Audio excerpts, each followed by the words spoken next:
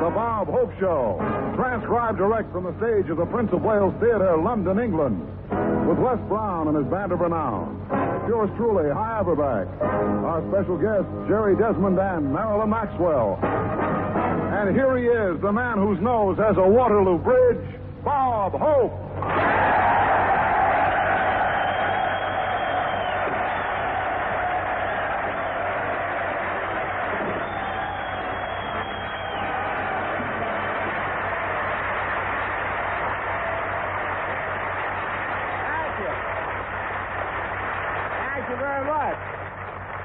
Thank you. Yes, sir, here we are in England, and I know I'm in England.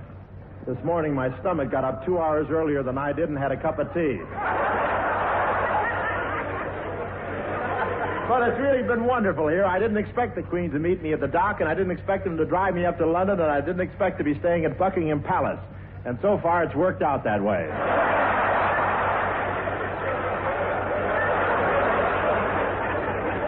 There were thousands of people cheering when I landed at Southampton, but the whole reception was ruined when a horrible thing happened. My blonde wig fell off, and they found out I wasn't Danny Kaye.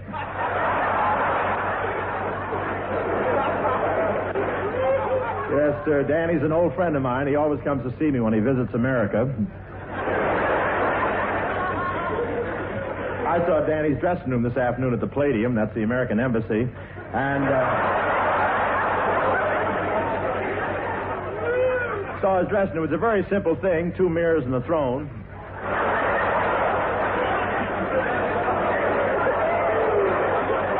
And, of course, my father, Mr. Crosby, was here last year.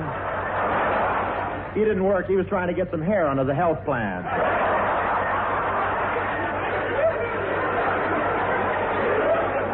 Old Dad had a wonderful time, and he really got around the continent. He traveled so much, I didn't know where to send his care packages.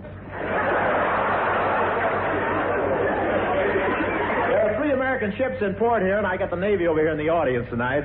Yes, sir, 3,000 miles from home, and they still can't get away from me.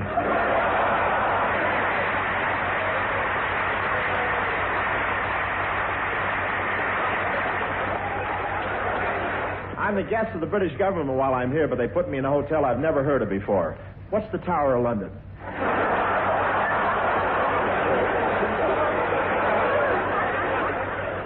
They told me about all the people who lost their heads there, and I can believe it. The towels in the bathroom were marked his, hers, and oh, you're not with us anymore, are you? Anyway, my brother's over here. He's making a fortune over here. He sells Buckingham Palace all their talcum for the changing of the guard.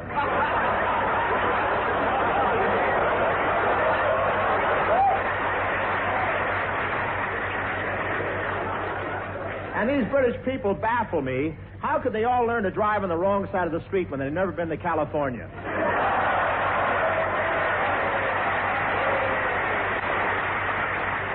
The first day here, I was so excited, I rented a car and went for a drive. I forgot, though. I thought I was an American, drove on the right side of the street. Has anyone seen a bus with a Jaguar on the top deck? And everyone's so polite over here in England. This morning in the elevator at the Savoy, I stepped on a man's foot. I said, I'm sorry. He said, entirely my fault, old chap. I had no business having a leg on that side.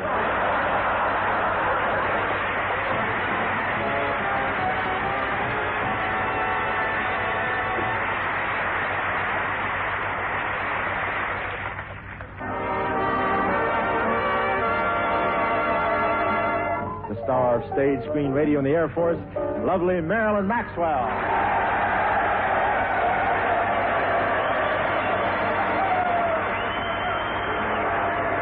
I'll show you how to on the moon. And how to bounce the world just like a toy balloon. I'll show you how to have your way.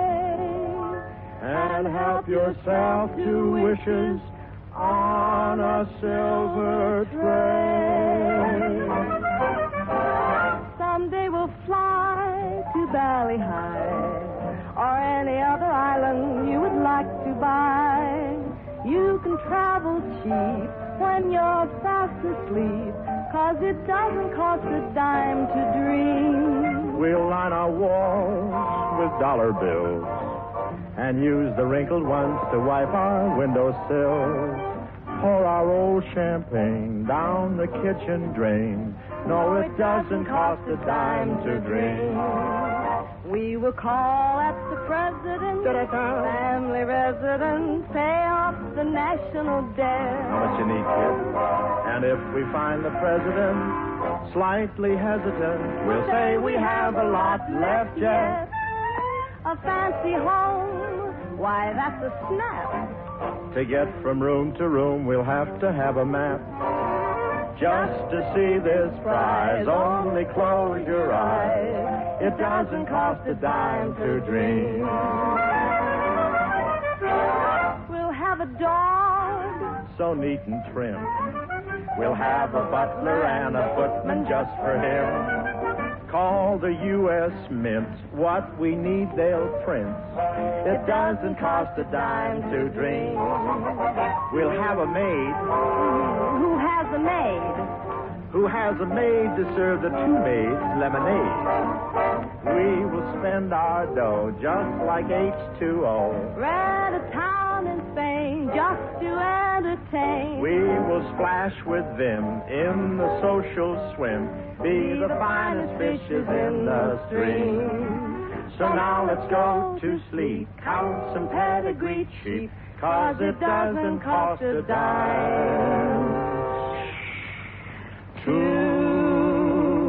dream.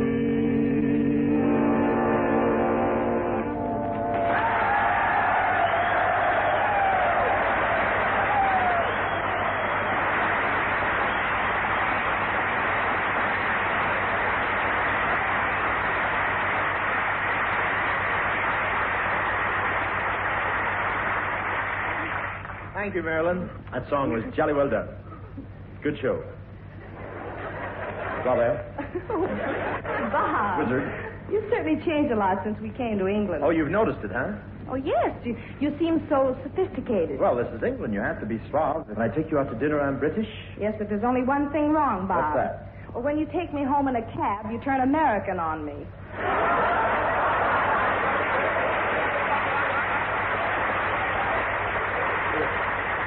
You got me wrong. I was just crouching to snarl at the meter. You know, Marilyn, it may interest you to know that I've met quite a few English girls here, and I passed myself off successfully as an Englishman. You mean you started using a fork? Only to pick my teeth. But I've discovered the secret, Marilyn. It's all in the way you dress. You ought to see me when I'm dressed in my British togs. The other day I grabbed my walking stick, put on my top hat, tweed underwear. Then I put a dash of marmalade behind each ear.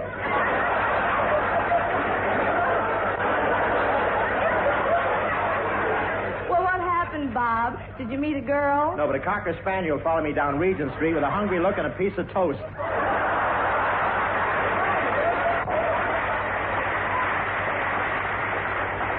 Well, Bob, do you really have some nice British clothes? Oh, top slot. I have doeskin gloves, Tattersall vest. I think I have one of those. And I have Tattersall, you know, and cutaway pants. Oh, Bob, you mean cutaway coat? No, cutaway pants. I only wear them on foggy nights. Now, look. I met a lovely girl just the other night. Her name is Googie Pamela Chadwick Sheffield, Pensington Shanks, Twickenham, Westminster. She's Norwegian. Bob? Oh, it was very simple. I was strolling through the park. She was strolling through the park. I tipped my hat. She smiled, and the Bobby introduced us in the paddy wagon.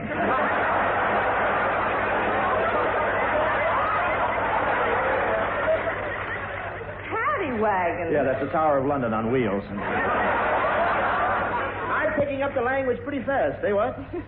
Well, some of the British expressions are very different from ours, aren't they, Bob? Yes, it was pretty tough to catch on to. I went into a shop the other day and asked for a pair of suspenders.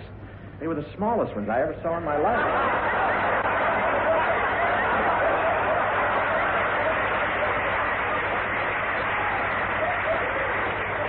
Well, Bob, in America, suspenders are things that hold up men's trousers. Here in England, suspenders are the things that hold up your socks. Oh, I wondered why it took so long to get them over my shoulders. Say, by the way, Bob, who's your guest tonight? Well, Marilyn, we found out that there are 2 American destroyers in the Thames, so we invited the...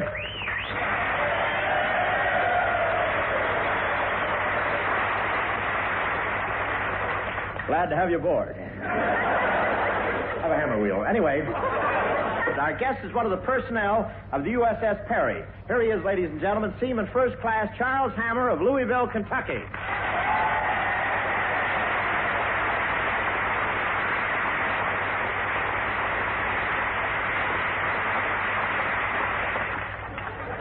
Well, welcome to the show, Charles.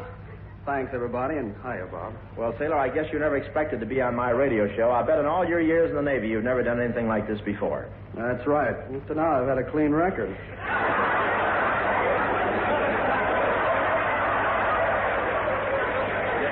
Careful, kid. I'm an American taxpayer. Some more of that talk, and I can get you fired out of the Navy, you know. Oh, gee, Bob, don't do that. Then I wouldn't have anything to do but go home and lay around the house in those old civilian clothes. I rehearsed him 2 hours, and he still can't make it sound convincing. Bob, if you're not going to introduce me, I'll introduce myself. Charles, I'm Marilyn Maxwell. Gee, meeting you's a big thrill, Miss Maxwell. It isn't often I get a chance to meet such a rugged serviceman. Marilyn, I've already explained why I'm not in the service. My draft board just put me in 4Z. I stay home and take care of the wounded women.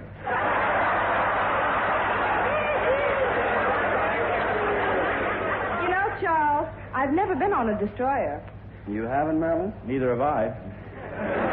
I said I've never been on a destroyer at all. You haven't, Marilyn? Either there's a line missing from my script or he's deaf in one ear. Well, what's it like on a destroyer, Charles? Have you ever been in a storm? Yeah, we were in some weather a while back. The waves over the bow got to be about 30 foot high. You were in a storm and the waves were 30 feet high? Sure. The drain of my bathtub was stopped up this morning.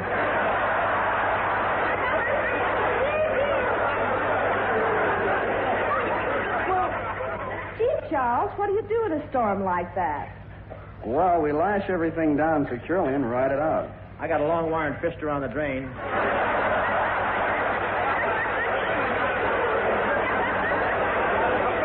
And what do you think was stopping up the pipe? Gee, sailor, you must be a brave man. Oh, no more than anybody. What do you think was stopping up the pipe? It was a pair of my... It was a pair of my shorts. I would have frozen if I hadn't been wearing an extra long T-shirt.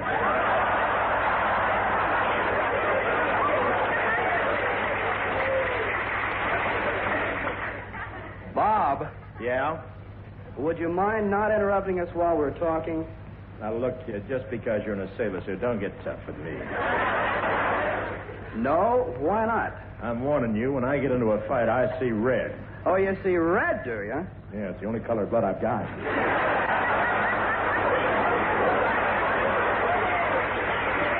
Oh, Bob. Bob, why do you want to quarrel with Charles? Don't forget he's your guest. Yeah, that's right. I apologize, Charles. Is there anything I can do to make it up to you? Well, yes, Bob, there's one thing. If you don't mind, while I'm on the radio, I'd like to speak to my dad. Well, I'd love to let you do that, sailor, but there's a rule about personal messages over the air. They won't let you do it unless it's tremendously important, a real emergency. Well, Bob, this is a real emergency. Well, it has to be a matter of life and death. It is. Oh, well, that's different. Go right ahead. Okay. Hello, Dad. Send some more.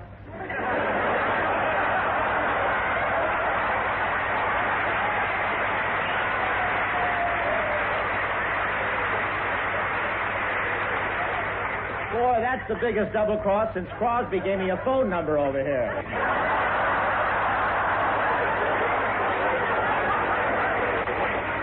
Well, Charles, do you feel better now that you've talked to your father? Yeah, that was swell of you, Bob. Thanks. Oh, it's perfectly all right, Chuck. After all, when 2 Americans are so far away from home, they should do everything they can for each other. What else can I do for you, sailor? Well, thanks, Bob, but I can't think of anything. Oh, come on, anything at all. Would you like to kiss Marilyn? I sure would. Oh, go right ahead.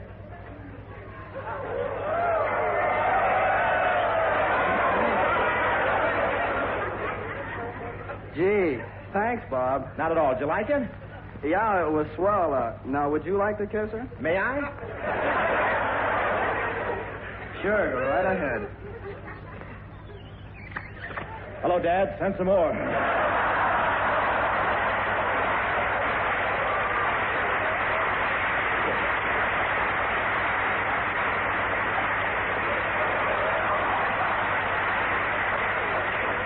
What a show this is. If they can't get it any other way, they write it into the script.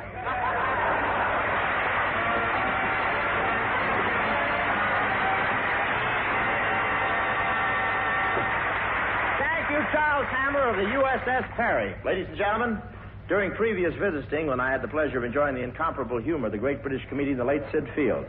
Tonight, we're fortunate in having our special guest, his partner, another great favorite here in Britain, Mr. Jerry Desmond.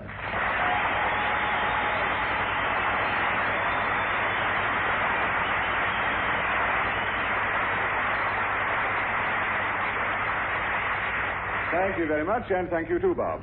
Well, now, tell me, what do you think of your reception here at the Prince of Wales Theatre? Oh, it's wonderful, Jerry, and I was particularly flattered that Princess Margaret came to see me. It was nice, wasn't it? Yeah, I could see her out in the audience, and she and her party were laughing at everything. Yes, Princess Margaret is a wonderful girl. She wouldn't hurt your feelings for anything. Now, wait a second, Jerry. Don't give the wrong impression. If I'm not popular over here, why has the theater been jammed every day since I opened? Oh, well, there is an explanation, Bob, but I'd rather not tell you what it is. Well, go ahead. Why do the British people come to see me? Well, it's the meat rationing. It's been years since they've seen so much ham.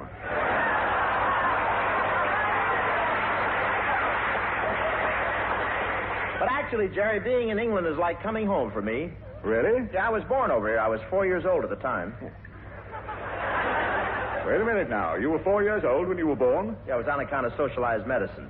My mother couldn't get waited on. As a matter of fact, I went back to my own neighborhood yesterday, and the house I was born in had been bombed out. Oh. Jerry, how could it happen that my house was the only one on the street that was destroyed by bombs? Simple, Bob. The British are quite famous for their accuracy. But I've often wondered, Bob, how did it happen that you left England? Well, it's quite a story, Jerry. I'll never forget. It all began when I was in the second grade at grammar school.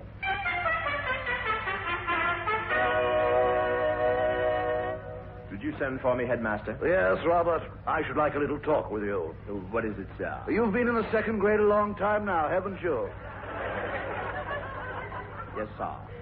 Why, sir? If you were any other student, I'd have you expelled. Well, why don't you expel me? I can't. I've got too much respect for my elders.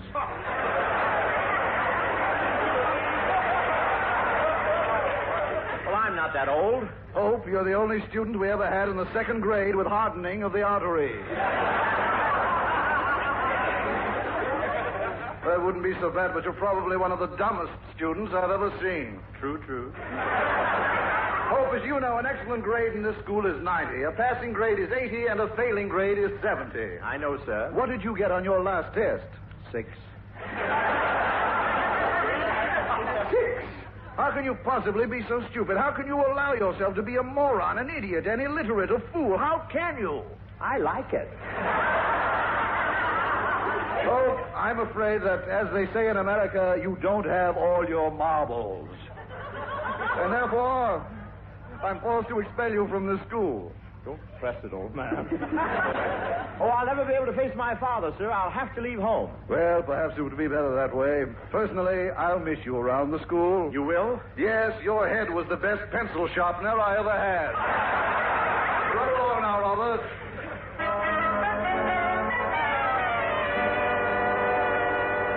Oh, Peter, are you there? Yes, son. Home from school already? Oh, yes, sir, and I have rather bad news. The headmaster expelled me today. Oh, that's dreadful. What happened? He said I don't have all my marbles. That, my boy, was a cruel remark. Certainly you have all your marbles. It's just that some of them are chipped a little.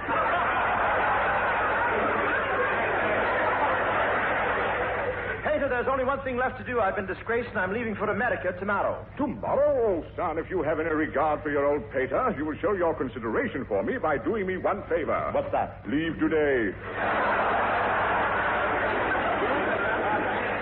You don't have to read it that well. Very well, I shall.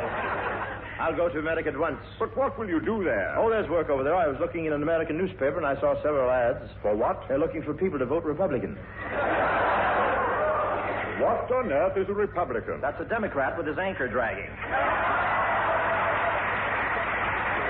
Well, I can't say that I'm really happy about your leaving home, Robert.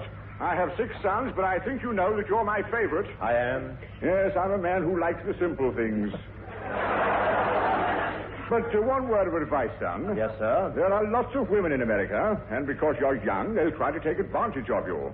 Don't be surprised if you meet a girl and on your very first date she tries to kiss you and hug you and make love to you. Yes, sir? And if you should meet such a girl... Yes? Send me a wire and the plane fare. I'm not going to bother with girls. I'm going to remain true to my sweetheart, Marilyn. In fact, I'd better say goodbye to her right now. Just a moment, son, before you go. There's something I want you to have. For me? Yes, it was handed down to me by my father, and he told me to give it to whichever one of my sons needed it most. So I'm giving it to you. Gee, a gift certificate to a plastic surgeon. So long, Dad.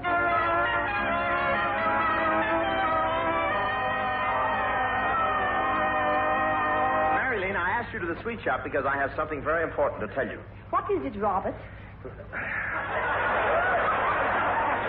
You've gone mad, haven't you?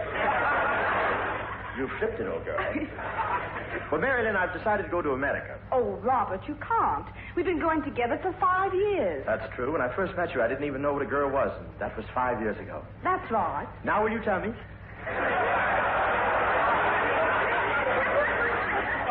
Oh, Robert, you're upsetting all our plans.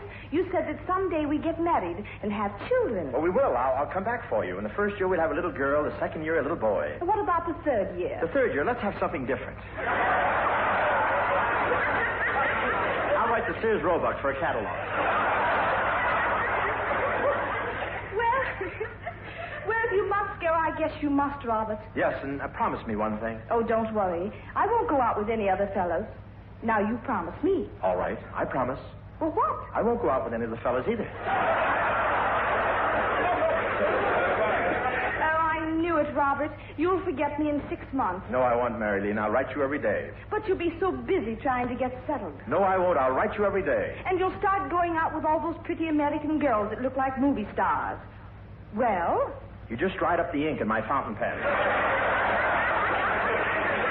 Don't worry, Marilyn. I'll remain true to you, and I'll make good in America. Well, if you really want to make good in America, I understand there's some excellent opportunities if you join the United States Navy. The Navy? Yes, I hear it's a wonderful life. You know I'm leaving you just in time? But why? You don't have all your marbles either.